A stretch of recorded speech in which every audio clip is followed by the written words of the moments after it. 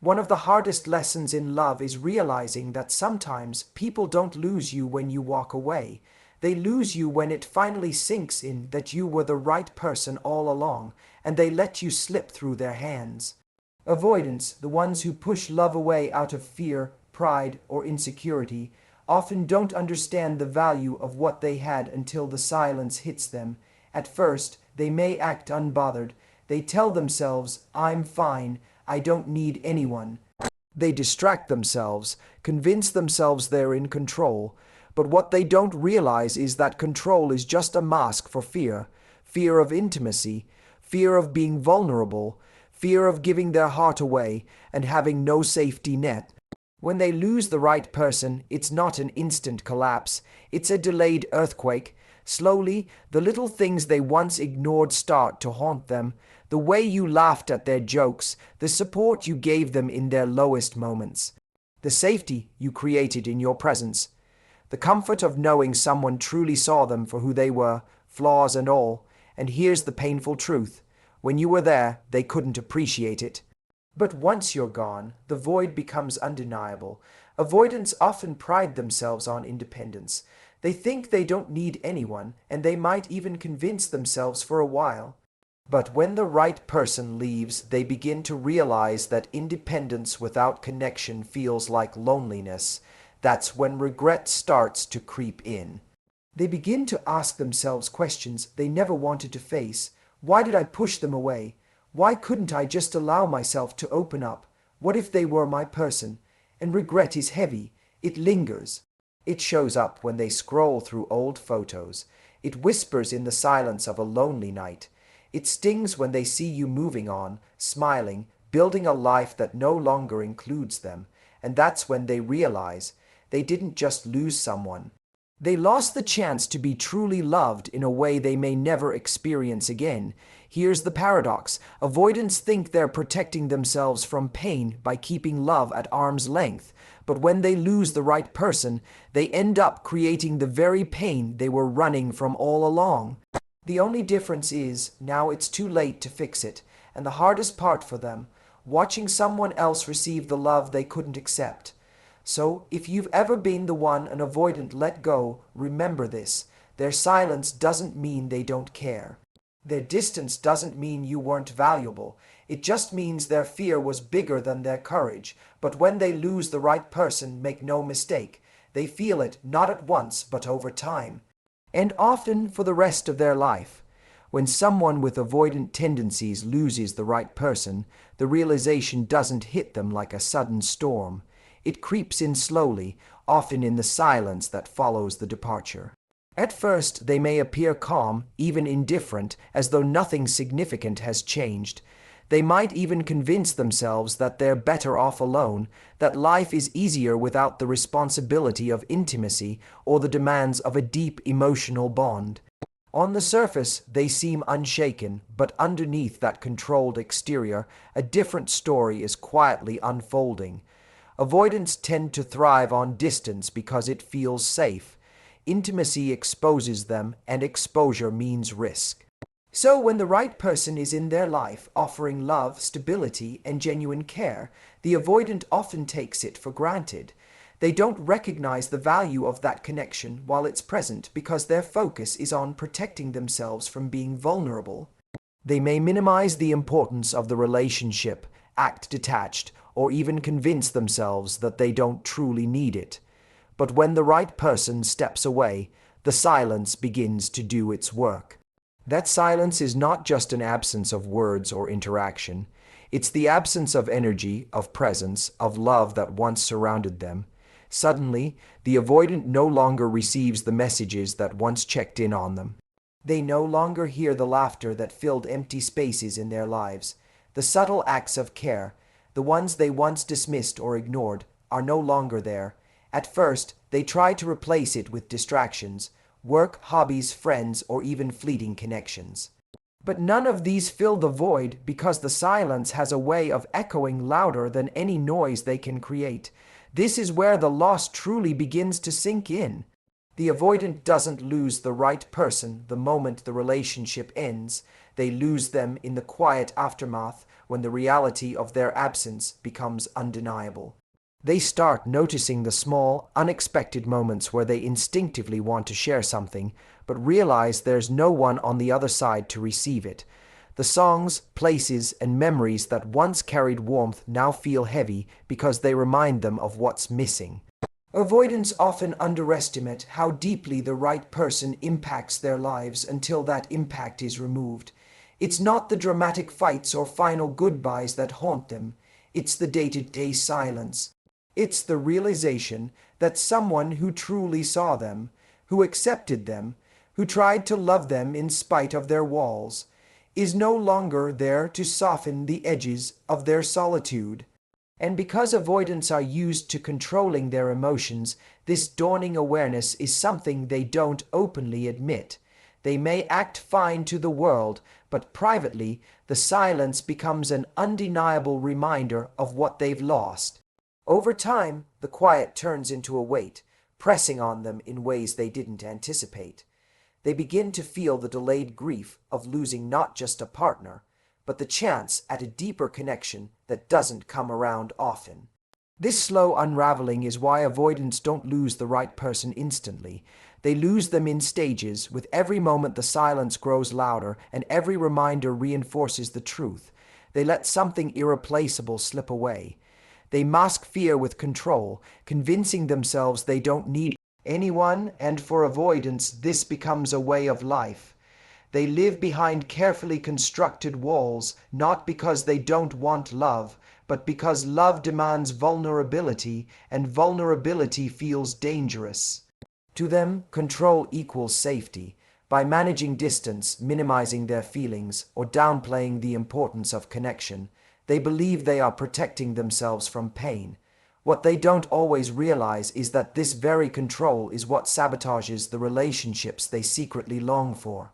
When they meet someone who truly matters, someone who offers consistency, love, and depth, their instinct is often to retreat into that illusion of control.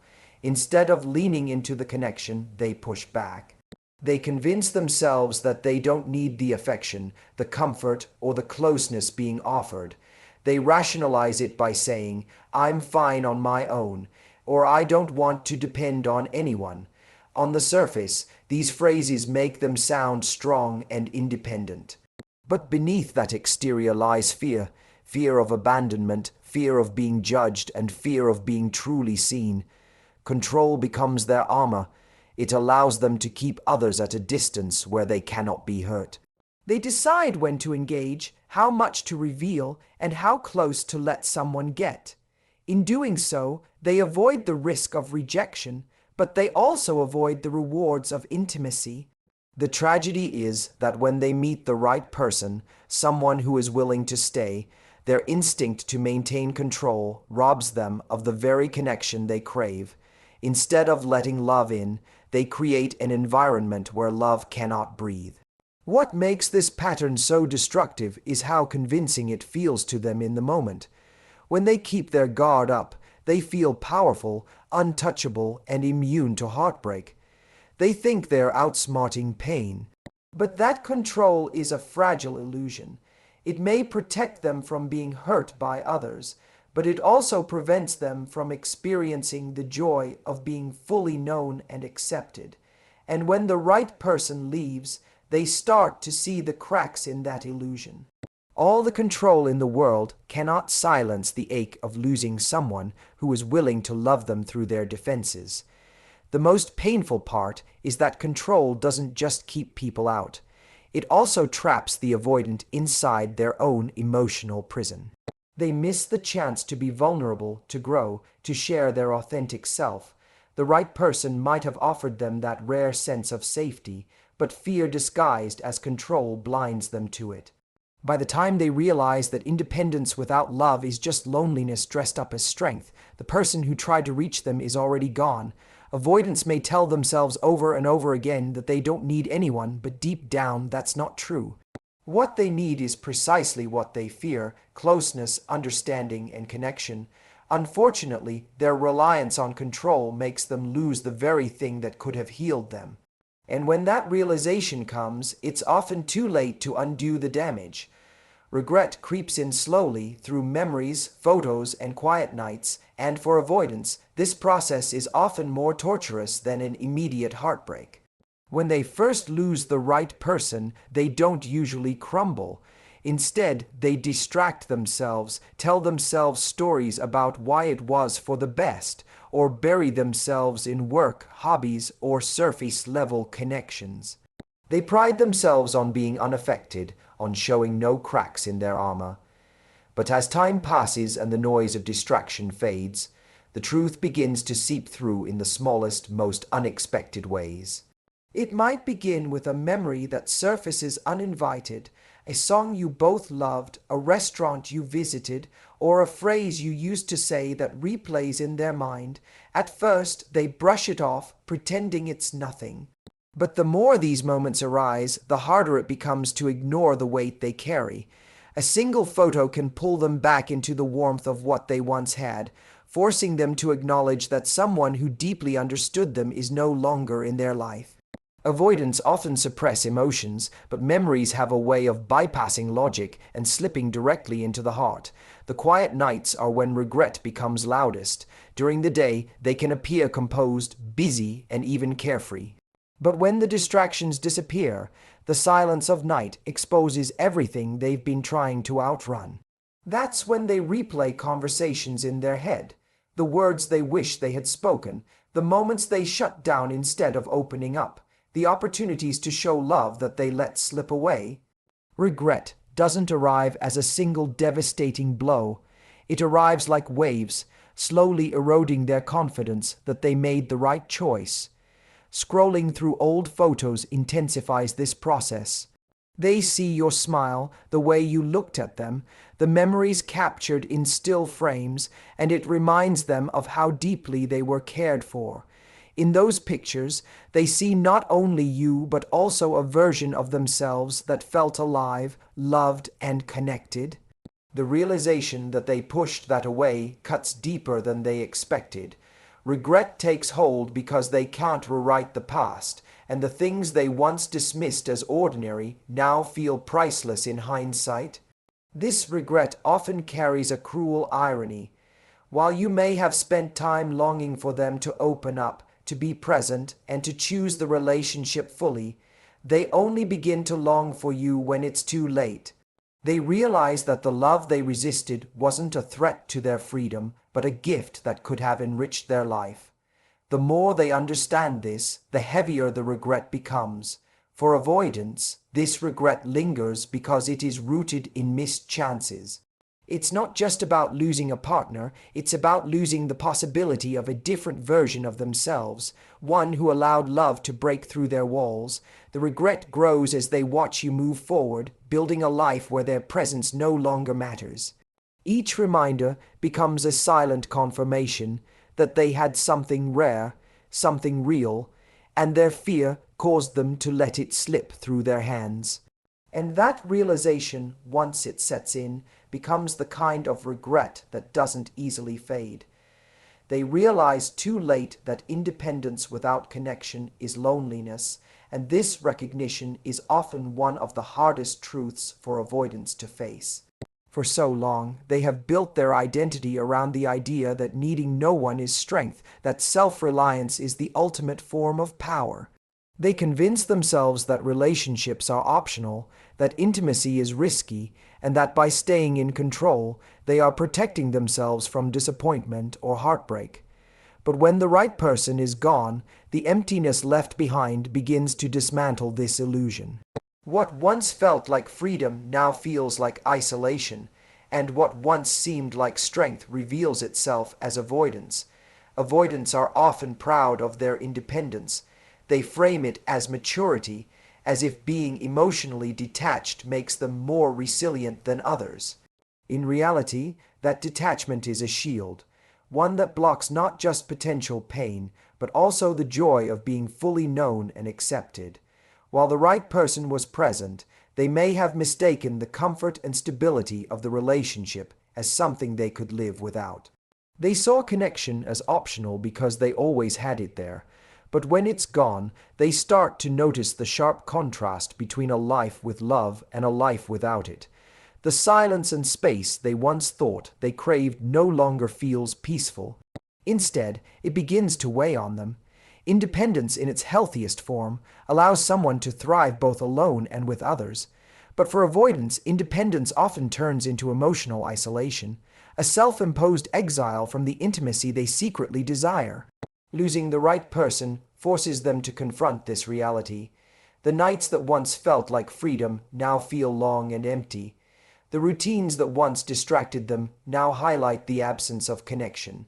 Even their victories, career achievements, personal milestones, social activities start to feel hollow without someone meaningful to share them with. This realization doesn't happen all at once.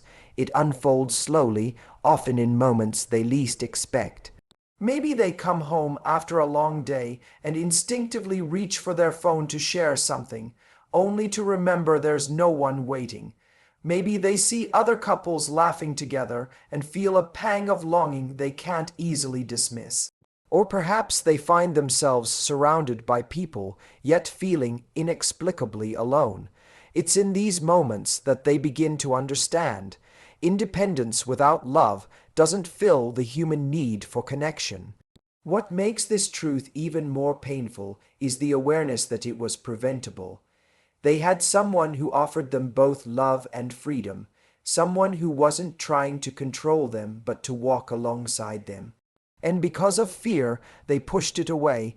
By the time they recognize that independence and connection can coexist, that true strength is not in isolation but in vulnerability, it's often too late. The right person has already moved forward, leaving them to sit with the stark difference between solitude by choice and loneliness by consequence. For avoidance, this is the turning point that shatters the narrative they've been telling themselves for years. Independence without connection is not strength, it's survival, and survival may keep them safe, but it does not make them happy. That is the truth they only come to see when the one who loved them is no longer there. The greatest pain comes when they see someone else receiving the love they rejected. And for avoidance, this is often the moment that breaks through their carefully built defenses. While they may have convinced themselves that they didn't need the relationship, that they were better off keeping their distance, seeing the right person loved by someone else brings a reality they can no longer avoid. It's one thing to lose someone in silence. It's another to watch them thrive in a love you could have had but pushed away. That image doesn't fade easily. It lingers, replaying in their mind as a reminder of what their fear cost them. At first, they might try to dismiss it. They tell themselves it doesn't matter, that they've moved on, that what you do with your life is no concern of theirs. But the heart doesn't lie the way the mind tries to. Seeing you happy with someone else triggers the very emotions they worked so hard to suppress. Jealousy surfaces, not necessarily because they wish harm to your happiness, but because it reflects their own missed opportunity. They recognize, often for the first time, the depth of what they lost. This moment is powerful because it strips away the illusion of control. When you were still single, perhaps they entertained the idea that they could come back, that there was time to make things right if they ever chose to. But once they see you with someone who values you, that door closes. Suddenly, the safety net they believed existed is gone, and they are confronted with the reality that someone else is now giving you the attention, affection, and commitment they withheld.